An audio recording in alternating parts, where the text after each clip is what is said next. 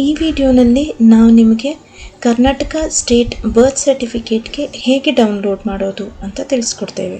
ಮೊದಲಿಗೆ ನಮ್ಮ ಪೋರ್ಟಲ್ಗೆ ಲಾಗಿನ್ ಆಗಿ ಗವರ್ನಮೆಂಟ್ ಸರ್ವಿಸಸ್ನ ಕ್ಲಿಕ್ ಮಾಡಿ, ನಾಡ ಕಚೇರಿ ಆಲ್ ಸರ್ವಿಸಸ್ ಅಂತ ಕ್ಲಿಕ್ ಮಾಡಿ, ಬರ್ತ್ ಸರ್ಟಿಫಿಕೇಟ್ ಡೌನ್ಲೋಡ್ ಅನ್ನೋ ಆಪ್ಷನ್ ಅನ್ನು ಕ್ಲಿಕ್ ಮಾಡಬೇಕು. ಇಲ್ಲಿ ನೋಂದಣಿ ಸಂಖ್ಯೆಯನ್ನ ಸರಿಯಾದ ರೀತಿಯಲ್ಲಿ ಎಂಟರ್ ಮಾಡಿ, ನಂತರ ಅಪ್ಲಿಕೆಂಟ್ ರವರ ಮೊಬೈಲ್ ನಂಬರ್ ಅನ್ನ ಎಂಟರ್ ಮಾಡಿ, ನಂತರ ಚೈಲ್ಡ್ ನೇಮ್ ಅನ್ನ ಎಂಟರ್ ಮಾಡಿ, ಇದಾದ ನಂತರ ಮಗುವಿನ ಫಾದರ್ ನೇಮ್ ಅನ್ನ ಎಂಟರ್ ಮಾಡಿ, ನಂತರ ಅವರ ಮದರ್ ನೇಮ್ ಅನ್ನ ಎಂಟರ್ ಮಾಡಿ, ನಂತರ ಡೇಟ್ ಆಫ್ ಬರ್ತ್ ಅನ್ನ ಮೆನ್ಷನ್ ಮಾಡಿ.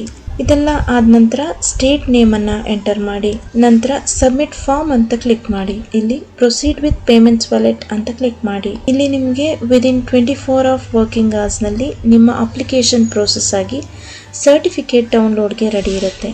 ಈ ವಿಡಿಯೋನ ವೀಕ್ಷಿಸಿದ್ದಕ್ಕಾಗಿ ಧನ್ಯವಾದಗಳು.